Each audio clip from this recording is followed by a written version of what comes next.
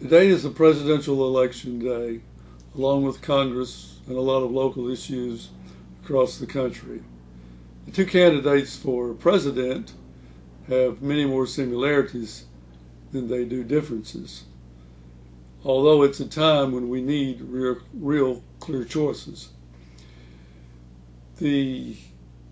Ironically, we are living in a time of great change, but I'm not sure the people understand all of those changes. The first and the most significant change is the fact that we have become, over these many decades now, a secular country. Not unlike what we have seen mature in Europe. We still have a higher church attendance than most other countries in the world, yet there's a big difference between church attendance and really carrying out your faith. In this 2012 campaign, the churches have been silent on many things of very much importance. The Founding Fathers followed teachings of the Bible, even though in their private religious practice they had many differences. But they all followed pretty much the teachings that are in Holy Scripture. The politicians like to talk about subjects like health care, and much time has been spent on health care, and it is true that health care costs are exceeding most anything you can measure by. And much of the health care cost really involves stealing and fraud, and various kinds of fraud among healthcare providers, among doctors, among hospitals. So basically the government-financed healthcare is really an honor system. Now, if you're going to have an honor system, you really need to have honor. So that's what we're running up against. Is it's hard to regulate where there's so much vice and things going on. Likewise, the politicians gang up on the education system, and we have heard that during this campaign, because it's been revealed for some time now that we have a lower test scores than much of the rest of the world. And that's true. By one account, by one study, we are 30th in math. In science, we rank 21st. And in reading, we rank 14th. Well, a lot of people think that's not too good for the richest country on earth.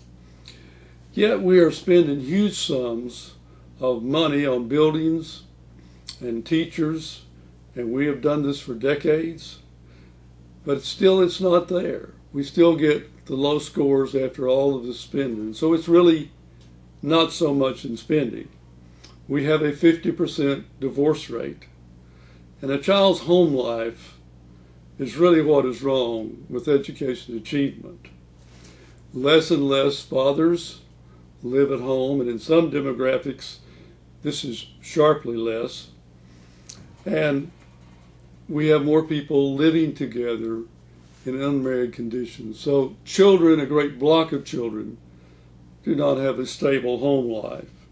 So there is a big price to pay for being a secular society. And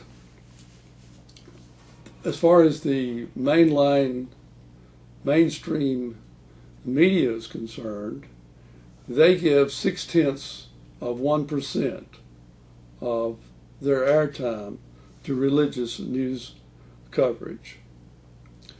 So people need to know that we have changes in this secular society that have been very detrimental to us. And the bottom line is, if we're going to be a free people, then we must be more moral than we have been. And liberties are available only to a very well-behaved people. The other big change is the sense of powerlessness by the people, and this has changed dramatically.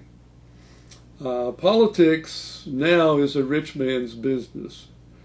In state after state, it is primarily the wealthy that are elected officials and do that and really supply the money and the resources to change the policy.